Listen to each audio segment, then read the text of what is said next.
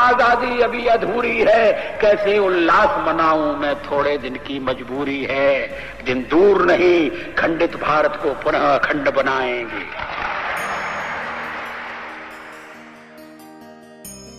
স্বপ্ন দেখেছিলেন অটল বিহারী বাজপেয়ী, অখণ্ড ভারত নিয়ে কবিতাও লিখেছিলেন তিনি। তা কি পূরণ হবে মোদি জমানায়? এর মধ্যেই তার কিঞ্চিত আভাস মিলেছে। নতুন যে সংসদ ভবন তৈরি হয়েছে সেখানে তুলে ধরা হয়েছে অখণ্ড ভারতের মানচিত্র, আর তা নিয়ে শুরু হয়েছে বিতর্ক। সংসদ ভবন উদ্বোধনের পরই এ নিয়ে সরব হয় পাকিস্তান, সরব হন নেপালের রাজনীতিবিদরাও। তাঁদের আশঙ্কা ভারত বোধহয় এবার পুরো পাকিস্তান বা নেপাল দখলের পরিকল্পনা করছে। আদতে কি তাই? কি এই অখণ্ড ভারত স্বপ্ন? চলুন নজর দেওয়া যাক সেদিকে। অখণ্ড ভারত, আফগানিস্তান থেকে আরাকান পর্যন্ত, যেখানে পাখির মতো সহজে ডানা মেলবে মানুষ, যেখানে থাকবে না কাঁটা তারের বেড়া, থাকবে না অস্ত্রের ঝনঝনানি বা সেনা বুটের আওয়াজ, চলবে অবাধ বাণিজ্য।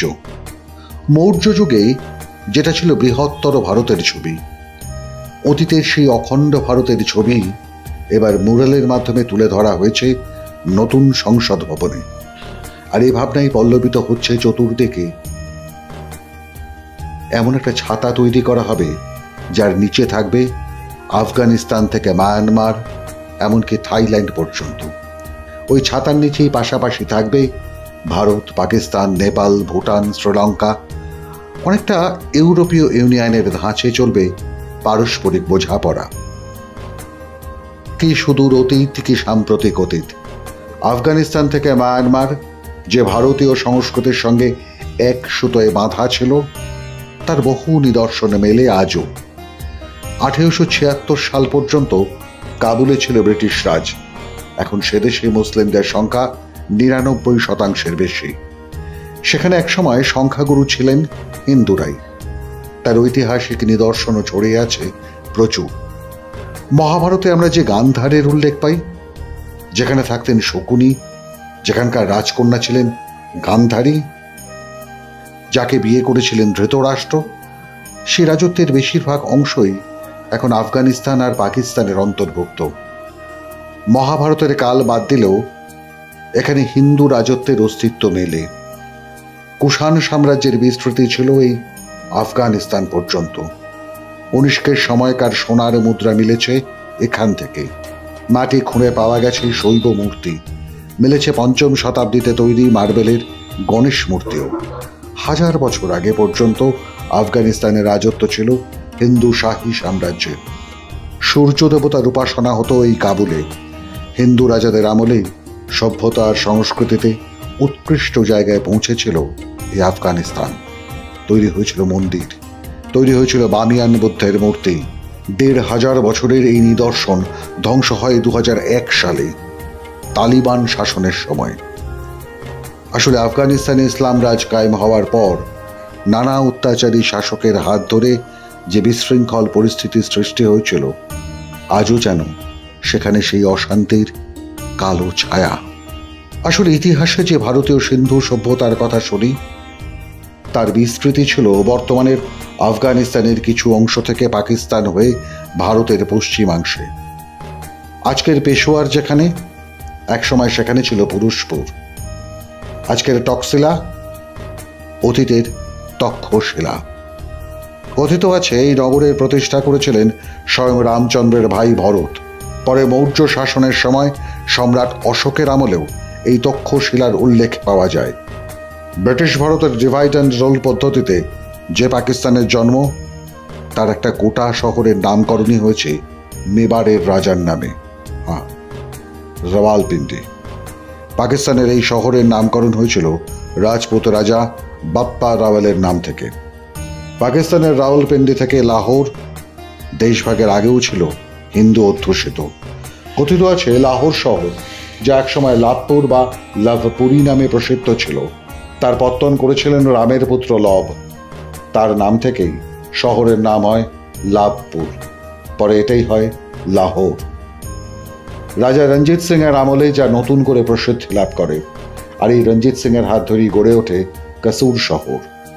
পুরাণ মতে এই কসুর শহর তৈরি করেছিলেন রামচন্দ্রের আরেক পুত্র কুশ। এই পাকিস্তানে আছে হিন্দুদের 3 পবিত্র তীর্থক্ষেত্র, 3টি শক্তিপীঠ। এগুলি হলো করবীপুর, শারদাপীঠ ও হিংলাজ মন্দির। ইউরোপীয় ইউনিয়নের দিকে তাকালে দেখা যাবে ইউরোপের প্রতিটি দেশই যে যার মতো করে দেশ শাসন করছে, কিন্তু ইউনিয়ন জুড়ে একটি মাত্র মুদ্রা জারি আছে। ইউরো নিয়ে আপনি যেখানে খুশি যেতে পারেন, বিনিময় করতে পারেন, আবার এক দেশ থেকে অন্য দেশে যেতে পাসপোর্ট ভিসার ঝামেলাও সেরকম নেই। সীমান্ত পাহারা দেওয়ার জন্য দেশগুলিকে প্রচুর সেনা মোতায়েন করতে হয় না সেখানে, বরং পরস্পরের মধ্যে সেতু বন্ধন করে ইউরোপের দেশগুলি সেখানকার মানুষের স্বাচ্ছন্দ্য বাড়িয়ে তুলেছে। ইউরোপীয় ইউনিয়নের সঙ্গে যুক্ত থাকার ফলে এক দেশ অপর দেশের সঙ্গে শান্তি চুক্তিতে আবদ্ধ হয়েছে, যাতে কেউ কাউকে আক্রমণ করতে না পারে। পাশাপাশি দেশে হামলার আশঙ্কা না থাকায় সেনা খরচ সেখানে অনেক কমে গেছে। এক দেশ থেকে সহজে অপর দেশে বাণিজ্য, পর্যটকদের সুবিধা হয়েছে, ফলে গতি এসেছে বাণিজ্যে, পর্যটনে। সমস্যা নেই মুদ্রা বিনিময়। সবাই যে যার নিজের মতো করে চলছে, যে যার নিজের মতো করে উপাসনা করছে, স্বাধীন জীবনযাপন করছেন, আবার এক দেশ থেকে অন্য দেশে যাওয়ার সুবিধা লাভ করছেন বিস্তর। আর এভাবেই সাফল্য এসেছে ইউরোপে। ভারতীয় উপমহাদেশেও কি তা হতে পারে না? অতীতে ভারতে সবাই এক ছাতার তলায় থাকলেও সময়ের সঙ্গে সঙ্গে তারা একে একে বিচ্ছিন্ন হয়ে পড়েছেন। এই জোড়া লাগানোর উদ্যোগ আগে কেউ নেয়নি। তাই নতুন ভারত নতুন করে সামনে আনছে অখণ্ড ভারতের কথা। এই অখণ্ড ভারতে মানচিত্র বদলাবে না। যে দেশ যেখানে আছে সেখানেই থাকবে, তবে পরস্পরের মধ্যে চালু হবে অবাধ বাণিজ্য। এক দেশ থেকে সহজেই চলে যাওয়া যাবে অপর দেশে। সীমান্তের জট কাটিয়ে বাঁচার নতুন স্বাদ পাবে উপমহাদেশের মানুষ। দেশগুলির মধ্যে চুক্তি হবে যাতে একে অপরকে আক্রমণ না করে, ফলে সেনাদের জন্য খরচ হওয়া টাকা মানুষের উন্নয়নে লাগানো যাবে। এক দেশ অপর দেশের বন্ধু হয়ে যাওয়ায় আভ্যন্তরীণ বিপদেও তাদের পাশে পাওয়া যাবে। বহু বছর আগে মণ্ডুক উপনিষদে যে সত্যমেব জয়তের কথা বলা হয়েছিল, সার্বিকভাবে সেই সত্যের প্রতিষ্ঠা করা সহজ হবে। যে মানুষ দেশভাগের জন্য উদ্বাস্ত হয়ে বিচ্ছিন্ন জীবনযাপন করছেন, সে তার ঘরে ফিরে যাওয়ার সুযোগ পাবে। কাঁটাতারের সীমানা মুছে যাওয়ায় কেউ হয়তো ছুটে যেতে পারবেন তার ভালোবাসার মানুষের কাছে। অনেকে বলবেন, এও কি সম্ভব? পাল্টা প্রশ্ন আসতে পারে, কেন সম্ভব নয়?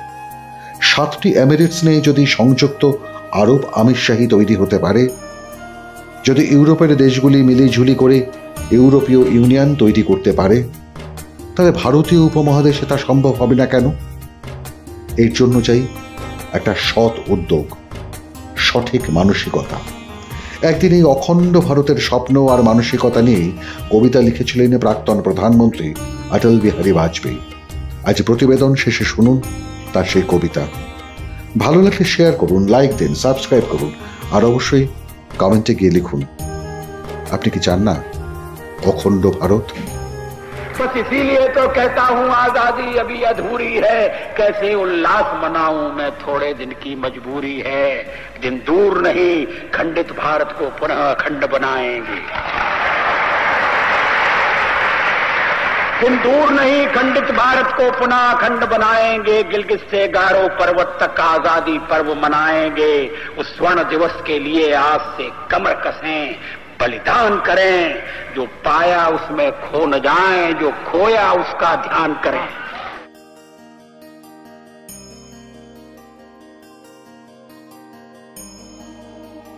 माध्यम ब्यूरो रिपोर्ट।